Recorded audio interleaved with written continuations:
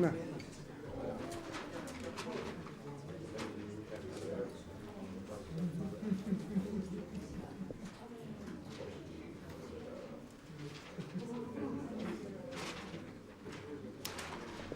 Αγαπητοί προσκεκλημένοι, αγαπητέ κύριε Οικονόμου, αγαπητοί συνεργάτες του Αθηναϊκού Διαθλαστικού Λέιζερ, καλώς ορίσατε και σας ευχαριστώ πάρα πολύ και είναι τιμή μας που σήμερα βρίσκεστε εδώ στην πρώτη επίσημη παρουσίαση του γονιδιακού τεστ για τη δυστροφία του κερατοειδούς, ένα σημαντικό DNA test και ένα όπλο στα χέρια του γιατρού κατά τον προεχειρητικό έλεγχο.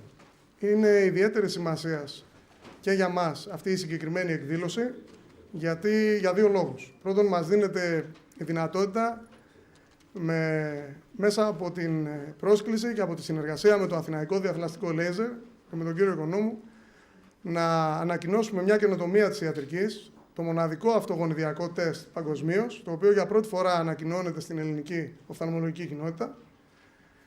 Και για δεύτερο λόγο, γιατί και σαν εταιρεία είναι η πρώτη επίσημη παρουσίασή μας στην Αθήνα, σε μια αγορά στην οποία πλέον με τα καινούργια γραφεία θεωρούμε ότι είμαστε πολύ κοντά στην οφθαλμολογική κοινότητα, θεωρούμε ότι έχουμε τη δυνατότητα να μεγαλώσουμε, να στηρίξουμε, να προστατεύσουμε, αλλά και να ενημερώνουμε πιο συχνά για ό,τι καινούργιο υπάρχει σε αυτή τη συγκεκριμένη αγορά και σε καινούργια προϊόντα.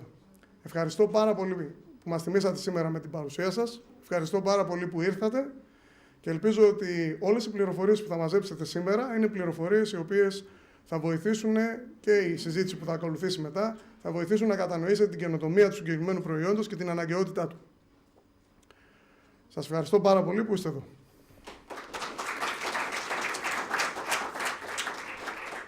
Θα ήθελα να καλέσω τον κύριο Οικονόμου να κάνει ένα μικρό χαιρετισμό.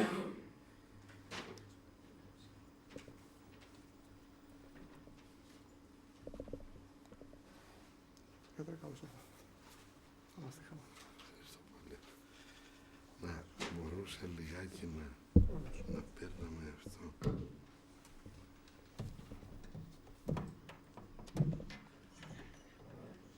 Παρακαλώ. Θέλετε να συνδέσετε το δικό σας? Όχι. Α, οκ.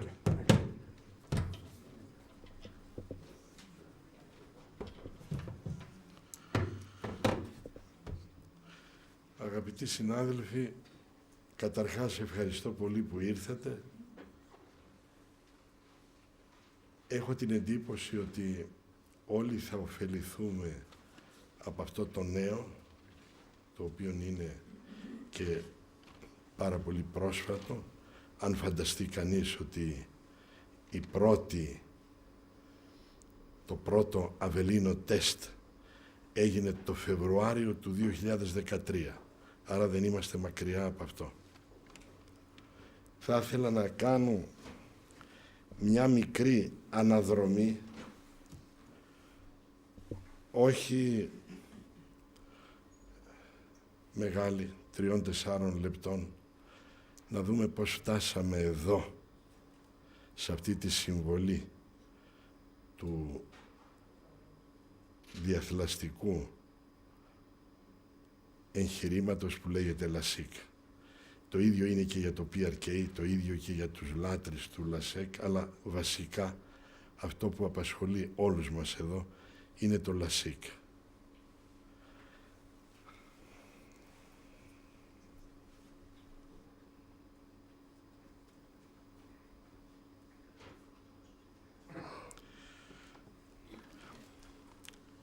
Η φωτοδιαθλαστική χειρουργική ή κερατοσμίλευση αποτελεί μια εξαιρετικά εντυπωσιακή χειρουργική τεχνική. Ο Σάτο το 1930 στην Ιαπωνία επεχείρησε να αλλάξει τις καμπυλότητες του κερατοειδούς, επειδή όμως η πλευρά που διάλεξε ήταν όχι καλή και δεν είχε επιτυχία. Εν συνεχεία, ο Μπαρακουέρ στην Μποκοτά το 1963 προσπάθησε να κάνει αυτήν την σμίλευση του κερατοειδούς, η οποία ήταν επιτυχής, αλλά ήταν αδόκιμη οικονομικά. Εν συνεχεία έχουμε την ιστορία της ακτινωτής κερατοτομής, στην οποία είχα και την χαρά και την τιμή να καθίσω στο Ινστιτούτο Φιόντοροφ ένα αρκετά μεγάλο χρονικό διάστημα, να γυρίσω εδώ και να κάνω κάποιες ακτινωτές κερατοτομές, οι οποίες είχαν μία εξέλιξη, θα έλεγα, όχι εντυπωσιακή. Ερχόμαστε στο έξιμερ, το οποίο εμφανίζεται την περίοδο του 75-83. Η τεχνολογική πρόοδος του έξιμερ ήταν και σε αυτό πολύ εντυπωσιακή και ταχύτατη. Από broadbeam σε scanning slit και μετά σε flying spot. Οι Ζέιλερ και Τρόκελ ήταν οι πρωτοπόροι στο PRK. Η LASIK παρουσιάστηκε το 1990 και παρουσιάστηκε από τον συνάδελφό μας, τον εξαίρετο τον Γιάννη τον Παλίκαρη.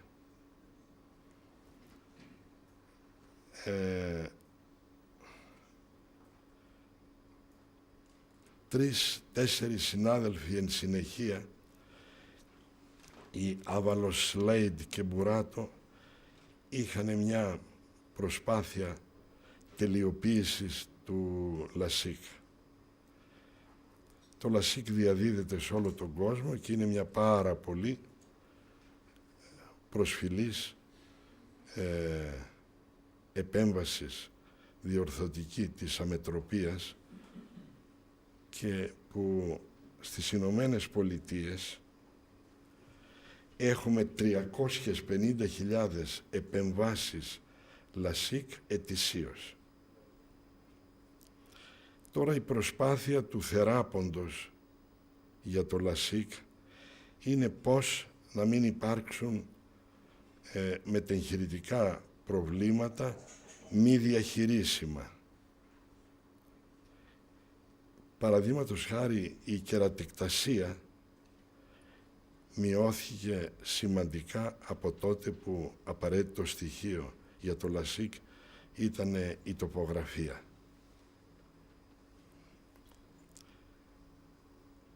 Παρομοίως, όταν υπάρχει το γονίδιο TGFBI,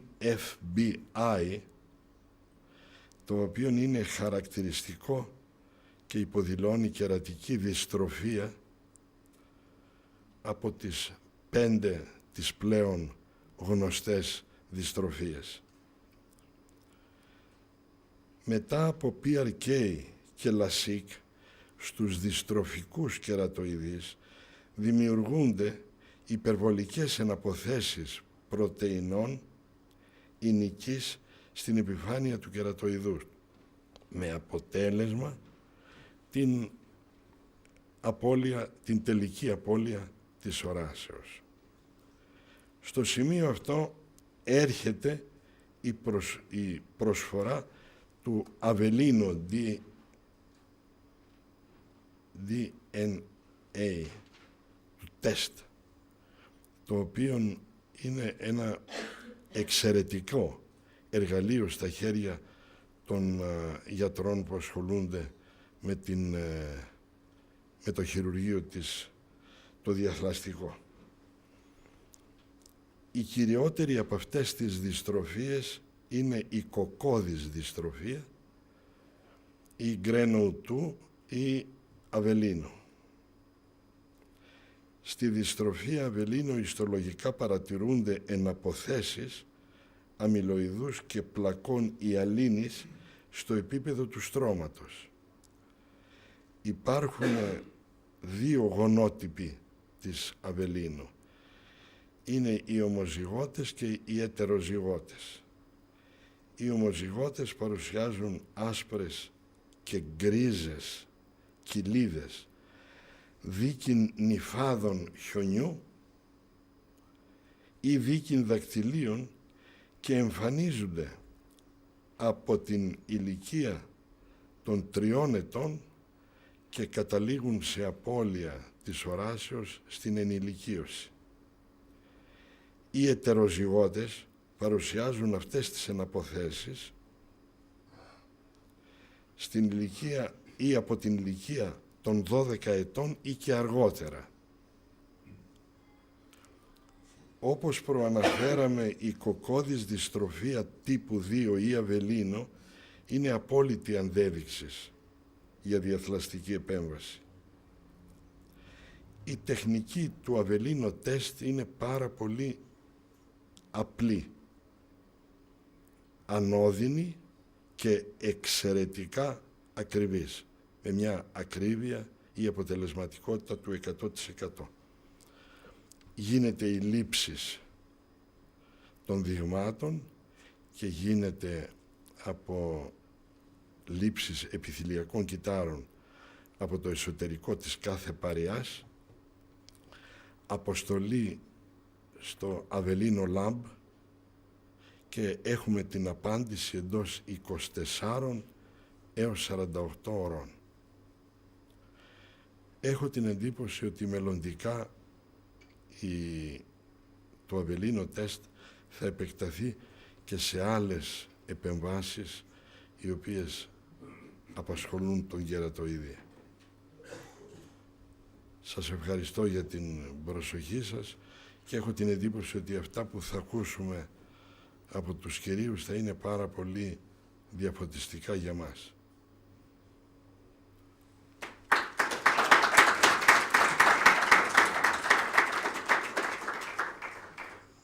I have the big pleasure to present Dr. Lee.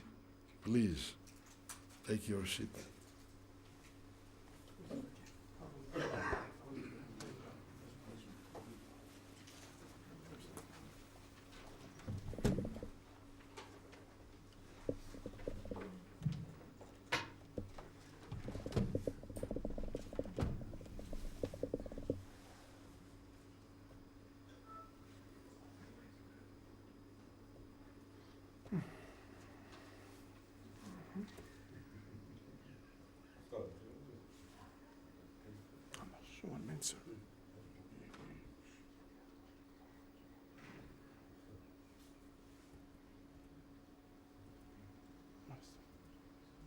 Mr. Lee, please. Okay, thank you so much. Invite us, this beautiful and great country. Thank you so much.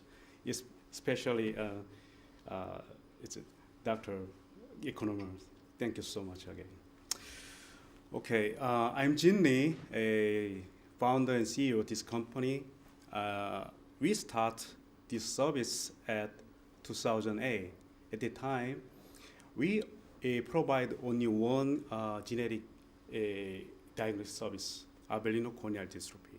Now, we provide 5 other mutations.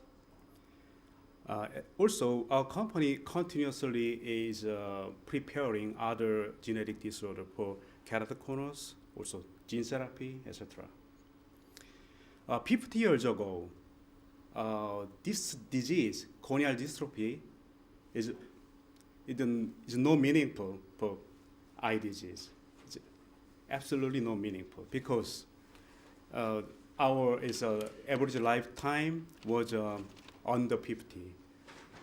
Right now, we over 80. In the near future, it will be 100, 120. We have to keep the vision. How to? We need a lot of challenge. Last week, my colleague and I joined the World Economic Forum meeting at Davos. At the time, I met a lot of science experts and global decision makers. They have a lot of interest about the vision, how to keep the vision more longer and longer. I think we need your help. Also, we will help you. Thank you very much. And we have short video to me. Yes. Hello.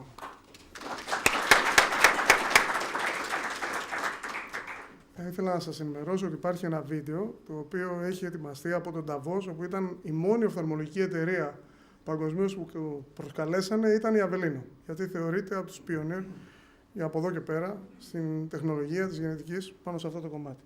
Επιτρέψτε μου να το παρακολουθήσετε.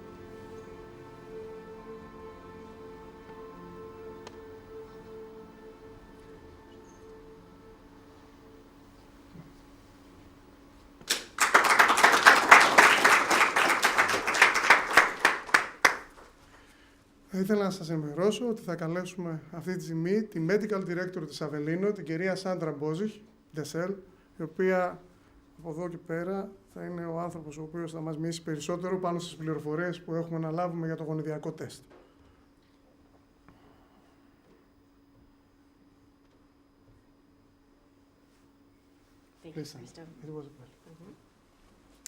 Good evening, everyone.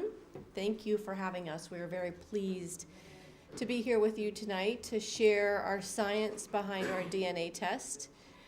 It is our goal as a company to take a procedure which is very safe, LASIK, refractive surgery in general, and make it become even safer so that you provide even better security and assurances to your patients that you're doing all that you can to protect them and to protect you and to protect your practices. So the last few years, as we've talked about our tests, we've heard most commonly some of these comments about our tests and why we are here talking to you tonight. So we hear things like, I've never seen LASIK cause a problem in patients with corneal dystrophies. In fact, I don't remember seeing a corneal dystrophy in my practice. Some of the comments we hear are corneal dystrophies are very prominent. They show up at young ages in the first or second decade of life, and I'll see them. I'll know them, I'll recognize them, and I'm not going to do LASIK on them. And then they also tell us that they believe that dystrophies are a problem in Asian countries, Korea, Japan, and China. So I hope tonight to talk to you about some of those questions and to dispel maybe some of the conventional wisdom that you've learned in the past and has been in the textbooks for many years.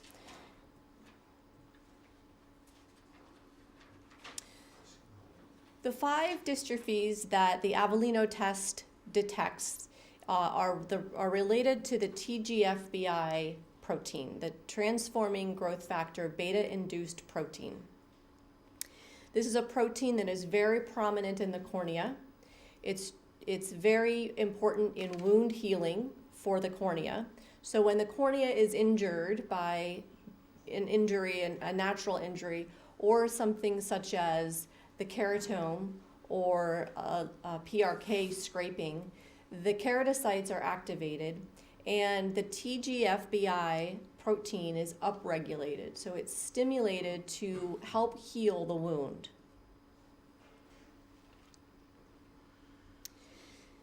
This TGFBI protein is encoded by the TGFBI gene. And we know that this gene is located on the long arm of chromosome 5 at position 31. If we look closer at the position 31, we see that each of these 5 dystrophies is a single point mutation, which means that one of the amino acids is switched out for a different one. So when we're doing genetic testing for these 5 dystrophies, we're looking specifically for these 5 single point mutations on a specific chromosome.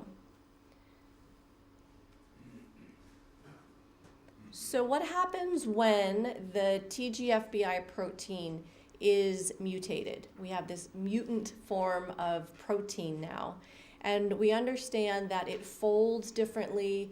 It causes a different process in the keratocytes to heal the wound, and the healing is defective. It's mutant now. So we have an overproduction of protein.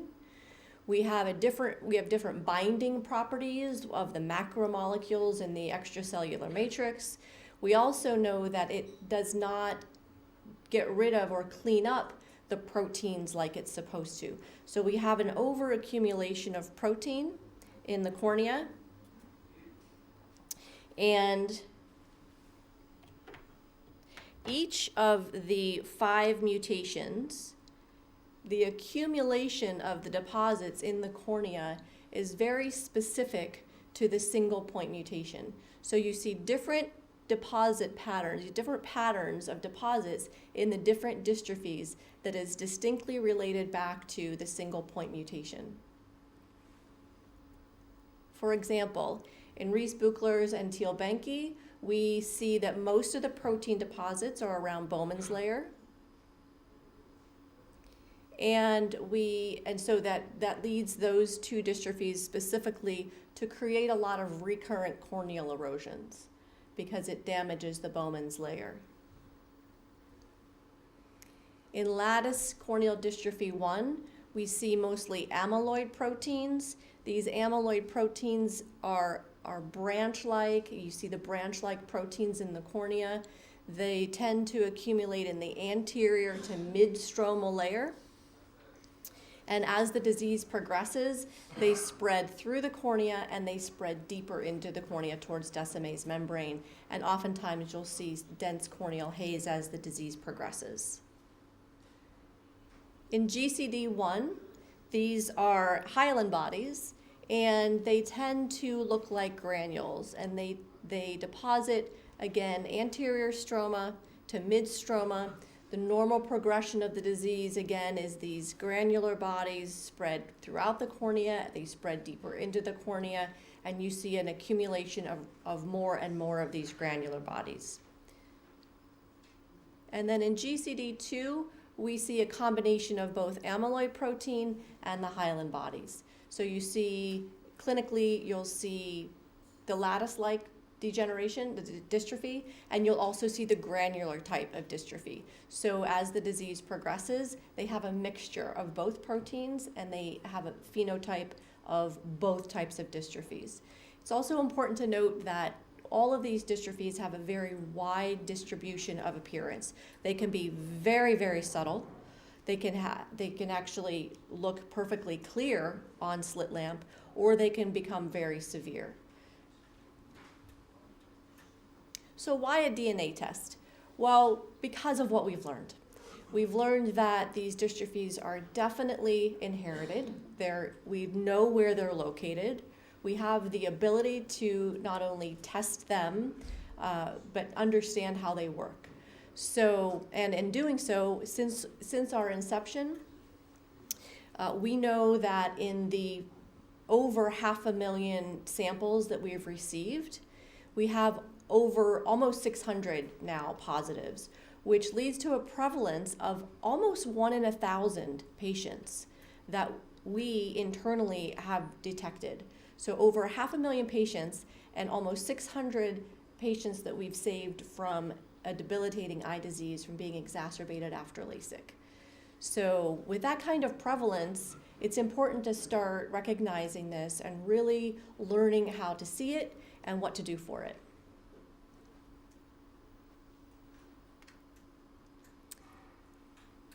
In addition to our own prevalence internally of now approximately 1 in 1,000, we also know that in Korea, there's a prevalence of 1 in 870, and in Japan, there's a prevalence of 1 in just over 1,000. So these prevalence numbers are all kind of lining up to be very similar across the world.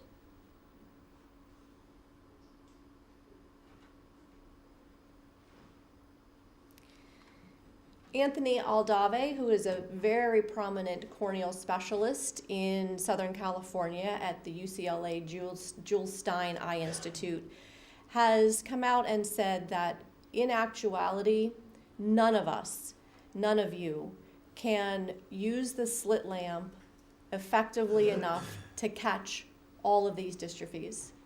That when you look at a cornea, you're not going to be able to see everything that you need to see because it's too subtle or it's invisible. So you can't see what you can't see.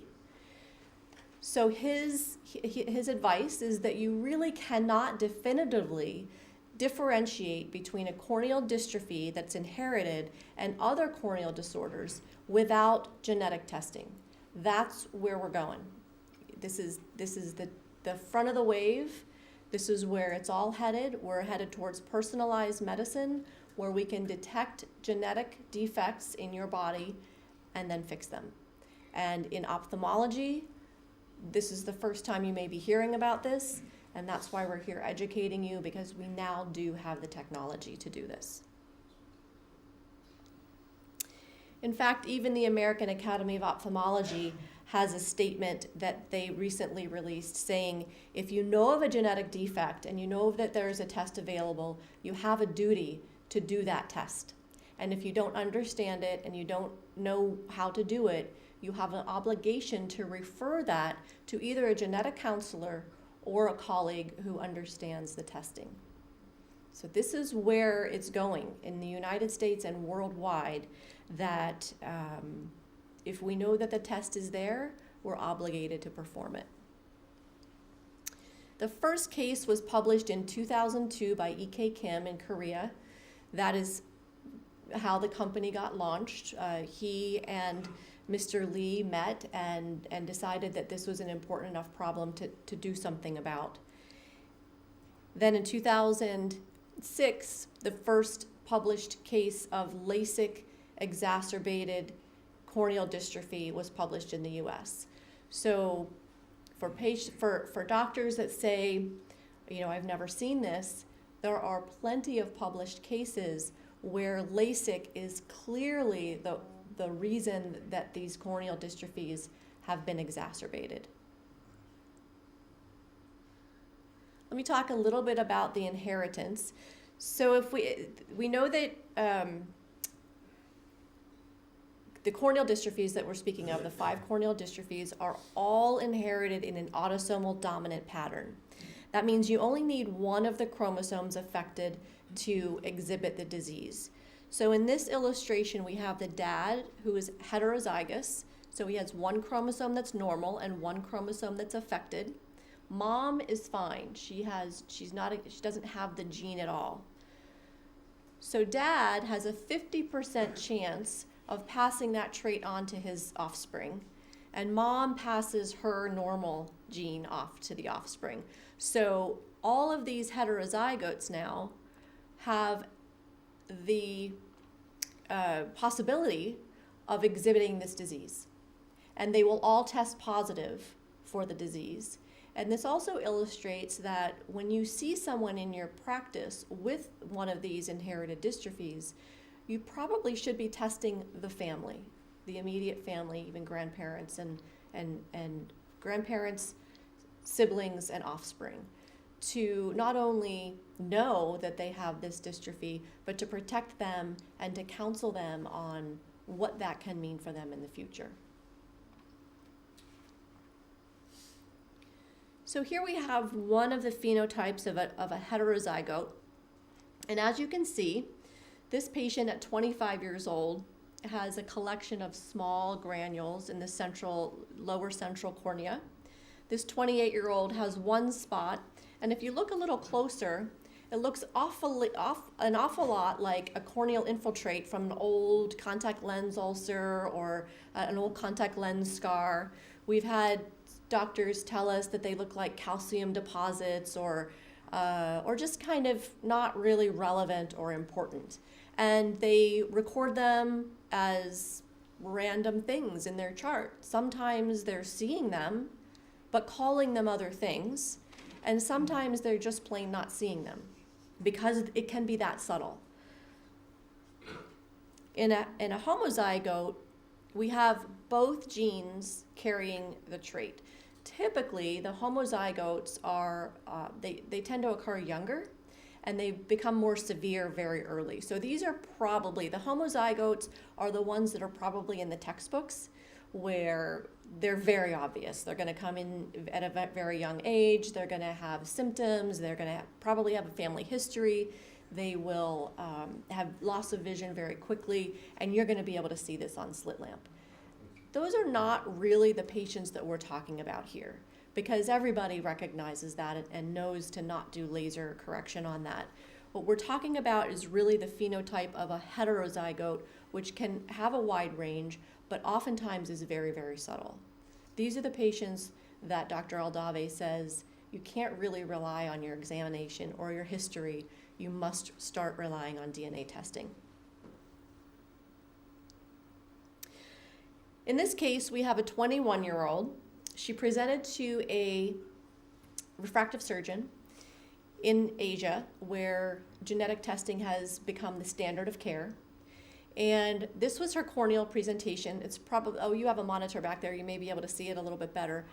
It's a little bit blurry, but I will tell you, I can't see any spots on that cornea. This young woman passed the testing for qualification for LASIK. So the surgeon said, you know what, you have perfect eyes, you're good to go, your topography looks normal, but I need to do this DNA test with you because it's my standard protocol. And lo and behold, she was positive. They brought mom in, who's 47, and this is her eye. And if you look very closely, you can see a couple spots here. And she tested positive for GCD2. So I don't know how many of you in the room would have hesitated to do LASIK on either one of these patients if you didn't know the DNA test.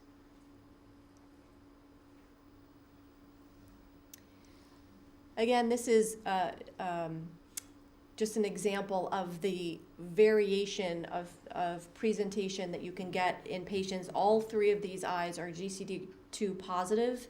And here, this is the oldest, this is Dad. He's in his 6th decade of life, and his corneas are fairly clear.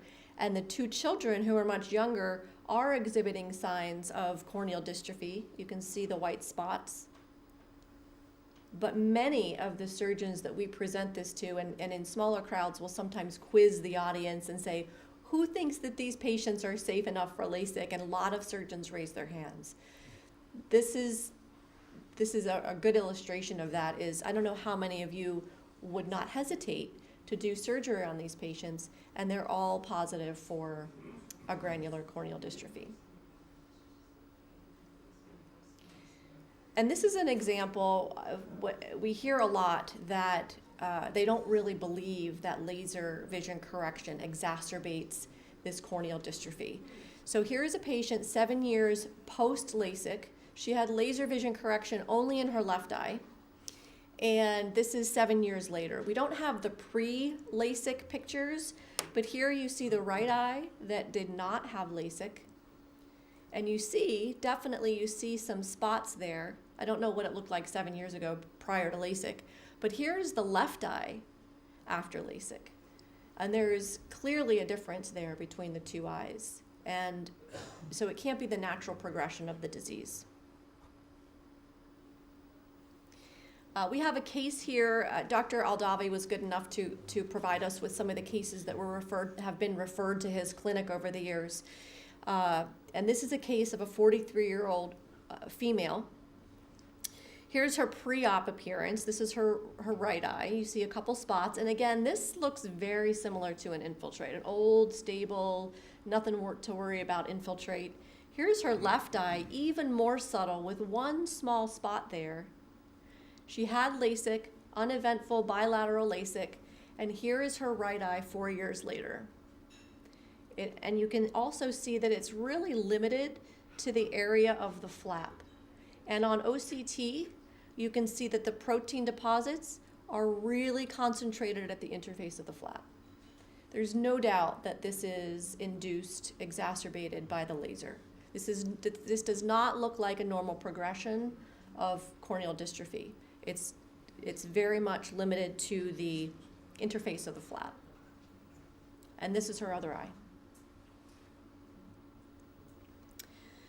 Case number 2 was a Chinese male. He was is in his 6th decade of life. He was a long-term rigid gas perm lens wearer, and he was diagnosed with some, quote, old corneal scars from long-term contact lens wear.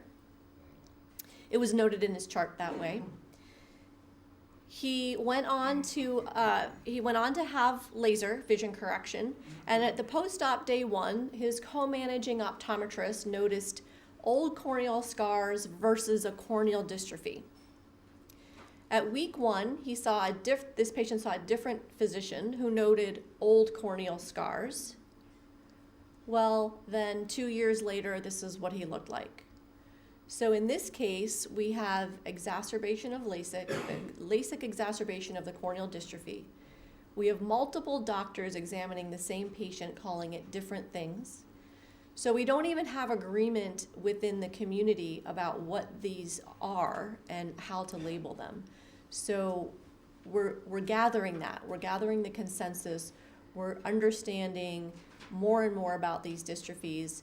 In fact, what we're learning is a lot of things that you've called GCD1 or GCD2, when they come to the lab, there's something else. And we know that genetically, definitively.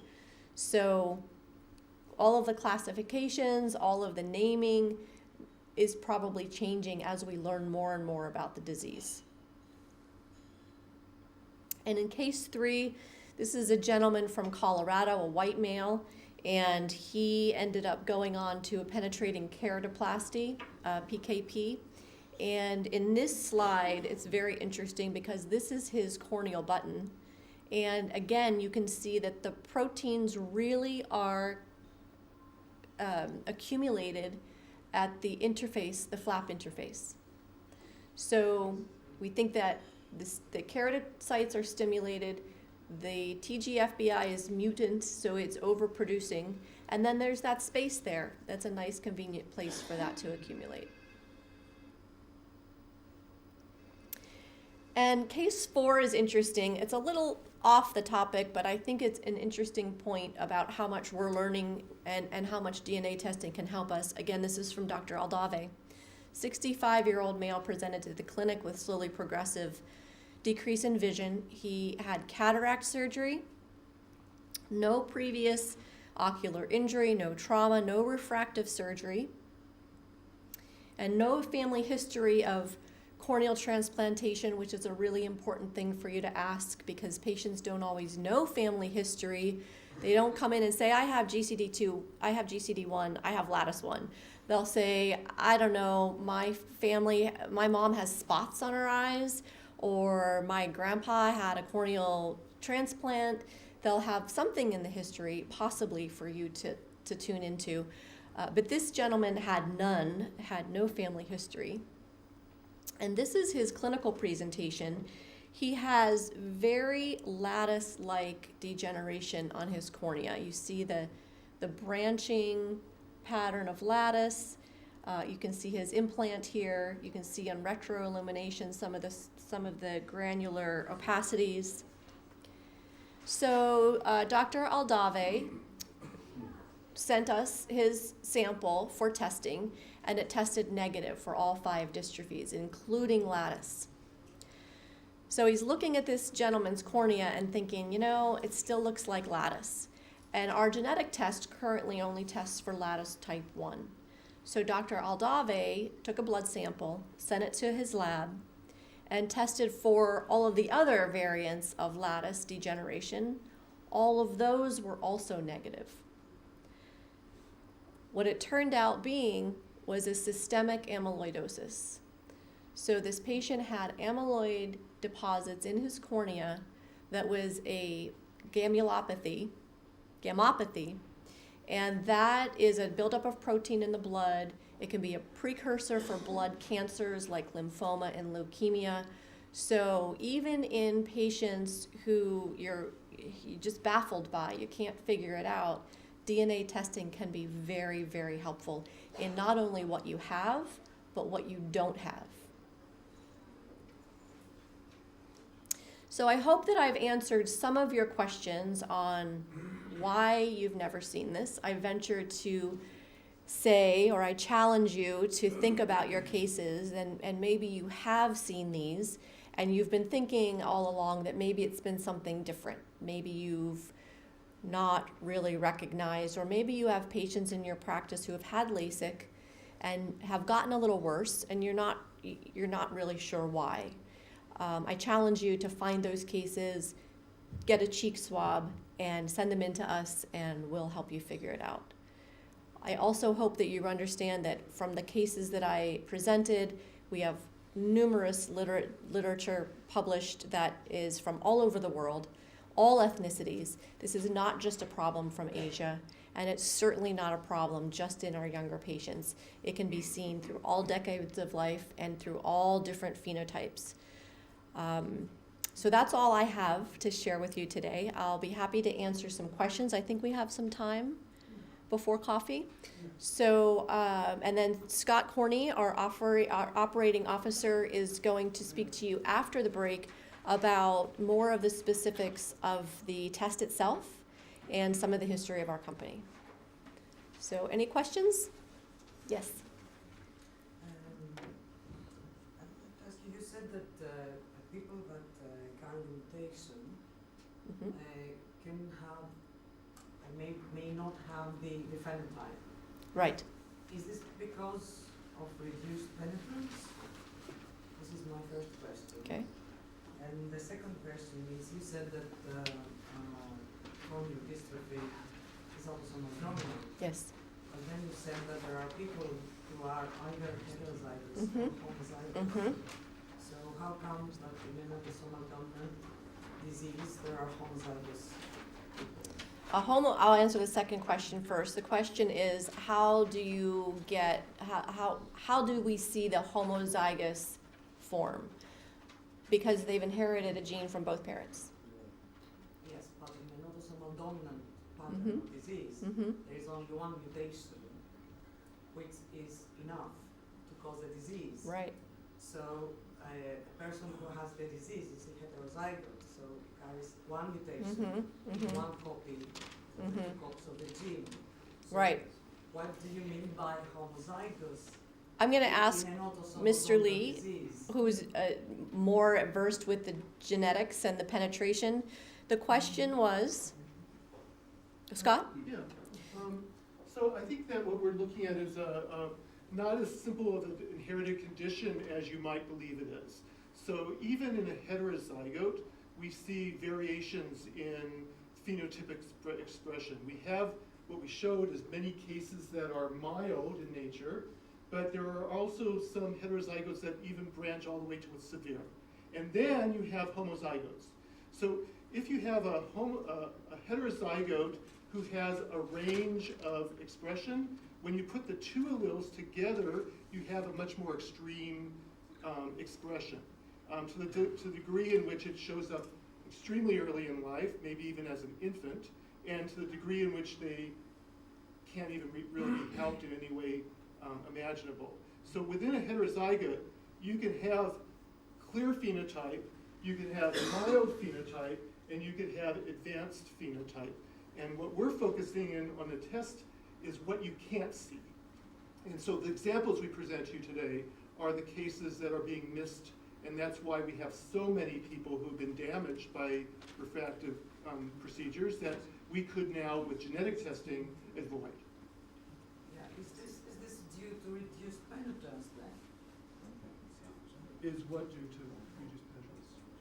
I mean, if a person carries a mutation and is a heterozygote and does not express the phenotype, is this due to reduced penetrance of the gene? There's a paper that just came out by Dr. E.K. Kim at Yonsei University, and he's suggesting that there are secondary gene regulators. And this is what determines whether the primary gene is mild or severe. Yes. In most of the cases that you showed, it was crystal clear that there was a corneal dystrophy. But there was one case that I saw also a kind of haze. And just remind me some very, very aggressive type of haze that we may see, which is a subtle kind of gray, but on the top of it, a very white, distinct something else. Right. So I wonder if you had an experience of testing people who have an aggressive kind of haze after PRK. And the second thing is it would have been possible to avoid this by applying mitomycin and do the LASIK. Right. So first question is, what about haze? A lot of times there's a flush of haze that tends Aggressive type, which right. is distinct. We do think that is from the TGFBI protein. Even normal TGFBI protein that is overstimulated can do that, we think. When it's mutated, then it probably doesn't clear.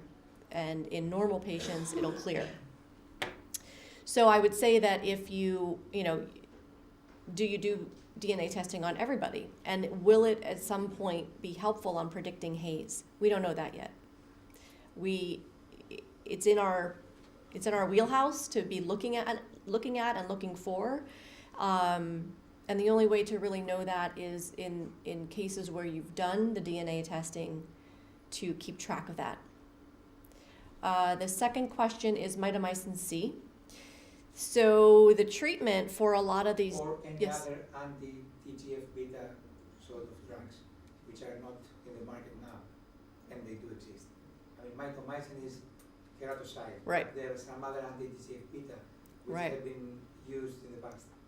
There is some controversy about mitomycin C. There's a camp that says it should be used, and E.K. Kim in Korea says it should not be used. The treatment for patients who come back after refractive surgery with deposits is to lift and scrape, right? That's typical. If you see something, you lift it and you scrape it, and it scrapes off, and the cornea is actually pretty clear. But it almost always, it will come back. If it's a TGFBI protein that's mutant, if it's one of these dystrophies, it'll come back, and it'll come back with a vengeance. Mitomycin C, in E.K. Kim's opinion, does not do anything helpful for that, and either does the lifting and scraping, because you're actually damaging the keratocytes again.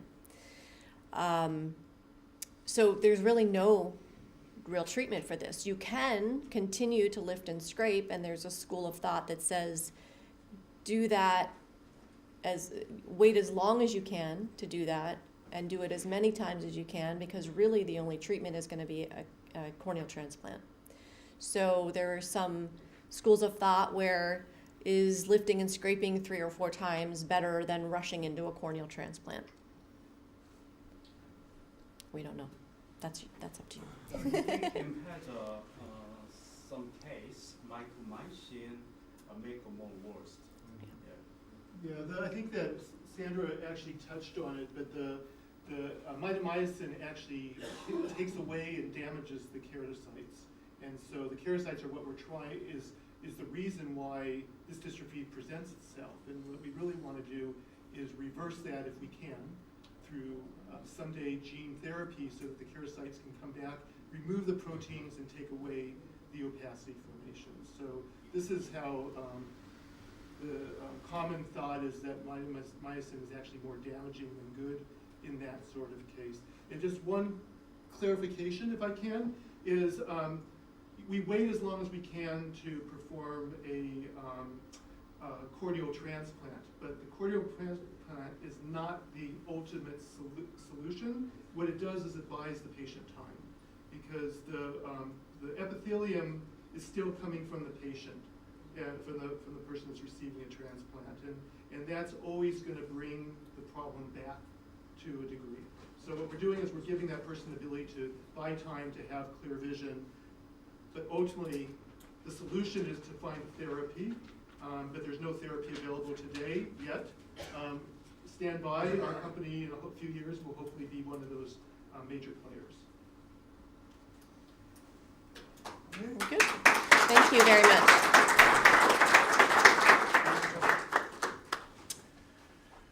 Θα ήθελα να χρησιμοποιήσω μόνο 2 λεπτά από τον χρόνο σας. Πριν ξεκινήσουμε αυτή την εκδήλωση, είχα μια κουβέντα με έναν φίλο γιατρό, ο οποίος κάθεται εδώ μπροστά και μου είχε πει κάποια στιγμή ότι το καλύτερο που μπορούμε να κάνουμε είναι να προλαμβάνουμε παρά να θεραπεύουμε, όταν μπορούμε δηλαδή. Και μου είχε πει επίσης ότι αν το δικό μου το παιδί έπρεπε σήμερα να πάει να κάνει διαφυλαστική επέμβαση και ήμουν γιατρός όπως είστε εσείς και στα χέρια σας επάνω εμπιστεύονται τόσοι άνθρωποι την όρασή τους, θα κοιτούσα, αν ήταν το δικό σου παιδί, να έχετε τα καλύτερα φίλτρα στο χειρουργείο, το καλύτερο λέιζερ, την καλύτερη κεφαλή, τα καλύτερα πιθανότητα αντιβιωτικά, να έχετε τα πάντα γιατί είναι το παιδί σας. Και σίγουρα αν υπήρχε έστω και μία πιθανότητα στις 870, όπως είναι πλέον μετά τις μετρήσεις, αυτό το συγκεκριμένο πράγμα, μετά από όσους έχουν ανακαλυφθεί, θα κοιτούσατε να κάνετε ένα οικονομικό, ακριβές και πολύ αποτελεσματικό DNA test μόνο με λίγο σάλιο, για να είστε σίγουροι 100% ότι κάποια από τα γονίδια σας δεν έχουν κληρονομηθεί στο παιδί σας. Εγώ σήμερα σαν γονιός έχω μια μικρή κόρη. Και σας λέω ειλικρινά ότι σκέφτομαι πάρα πολύ σοβαρά, γιατί ξέρω ότι όλοι από εσάς έχετε μια πάρα πολύ μεγάλη διαδρομή σαν γιατροί, με πολύ αξιοπρόσεκτο έργο. Και σίγουρα φαντάζομαι ότι αν καθόμαστε σε ένα τραπέζι και θα ζητούσα τη συμβουλή σας, θα μου λέγατε ναι, αν υπάρχει έστω μια πιθανότητα, είναι καλά να κάνεις και αυτό. Γιατί είναι το δικό σου το παιδί. Πάμε σε ένα coffee break να ξεκουραστούμε και μετά μπαίνουμε στη δεύτερη ομιλία, που είναι και η τελευταία. Ευχαριστώ πολύ. Να είστε καλά.